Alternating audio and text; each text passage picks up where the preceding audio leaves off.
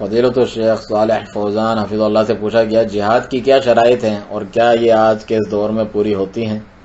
اس کے جواب میں شیخ فرماتے ہیں جہاد کی شرائط معلوم ہیں، اور وہ یہ ہیں کہ مسلمانوں کے پاس اتنی قوت اور طاقت ہو جس کے ذریعے سے وہ کافروں کے خلاف لڑ سکیں، جہاد کر سکیں، ان کے پاس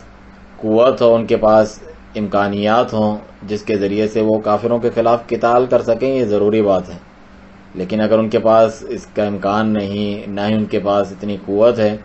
تو ان کے اوپر کوئی جہاد نہیں۔ رسول اللہ صلی اللہ علیہ وسلم اور آپ کے صحابہ کرام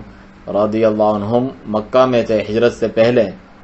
تو اللہ تعالیٰ نے ان کے لیے جہاد مشروع نہیں کیا، یعنی شریعت بنا کے نازل نہیں کیا، کیونکہ وہ اس وقت اس کی استطاعت نہیں رکھتے تھے۔ اسی طریقے سے ضروری ہے کہ جہاد جو ہے مسلمان قیادت، حکمران حکومت کے تحت ہو، ولی امر کی حکم اور اس کی اجازت سے ہو، کیونکہ یہ مسلمانوں کے حکمران کی اہلیت اور صلاحیت میں سے ہیں، اسے اس کا اختیار ہے، وہی جو ہے اس کا حکم دیتا ہے، جہاد کی کال دیتا ہے، اس کا انتظام سنبھالتا ہے، اس کی سرپرستی کرتا ہے، اس کی جہاد کی سرپرستی حکمران کا کام ہے، اس کے دائرہ کار پہ جو ہے تجاوز نہیں کیا جا سکتا۔ ولی امر کے اور حکومت کے جو یہ دائرہ کار ہیں، یہ ہر ایک کی اپنی صلاحیتوں میں سے نہیں ہے، اور نہ ہی ہر جماعت اور تنظیم کی کہ وہ نکل کھڑی ہو اور جہاد شروع کر دے بغیر ولی امر کی اجازت کے۔ تو یہاں شیخ کا کلام ختم ہوا۔ ہمارے یہاں بھی کتنے جہادی گروپ ہیں، بہت سارے جنہیں لوگ سلفیت اہل حدیثیت کے قریب سمجھتے ہیں، وہ بھی لگے ہوتے ہیں۔ جماعت الدعوہ کو آپ دیکھیں، حافظ سعید ان کے سرپرست بنے ہوتے ہیں، امیر المجاہدین، ان کی اجازت لے کر لوگ جاتے ہیں۔ ادھر دیکھیں کس طرح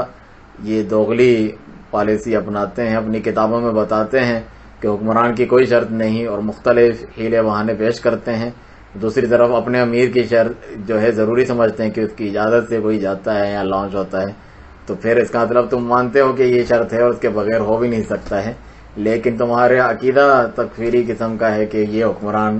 اس کا مخاطب نہیں ہے، اس لائق نہیں ہے، ہمارا اس کا نعم البدل فلاں حکمران اور جو ہے جماعت کا امیر ہے۔ یہی بات بہت سارے سلفیت کے قریب سمجھے جانے والے لوگ بھی کرتے ہیں، جیسا کہ جمعیت اہل حدیث سندھ کے امیر شیخ عبداللہ ناصر رحمانی، آپ پڑھتے آئے ہیں، اس کے جو ہے سرپرست اعلیٰ تحریک المجاہدین جموں و کشمیر لکھا ہوتا ہے۔ تو یہ سرپرستی کرتے ہیں اس قسم کی تنظیموں کی جو حکومت اور حکمران کا دائرہ کار اور صلاحیت ہے، اور پھر یہ کہتے ہیں کہ ہم ولی امر والے امیر نہیں ہیں اور ہم اس طریقے سے اپنی اطاعت کا نہیں کہتے، حالانکہ اس کی جو صلاحیتیں ہوتی ہیں، جو فوج تیار کرنا اور جہاد کا حکم دینا، کال کرنا، اس کی سرپرستی کرنا، اسے وہ خوب جو ہے استعمال کرتے ہیں۔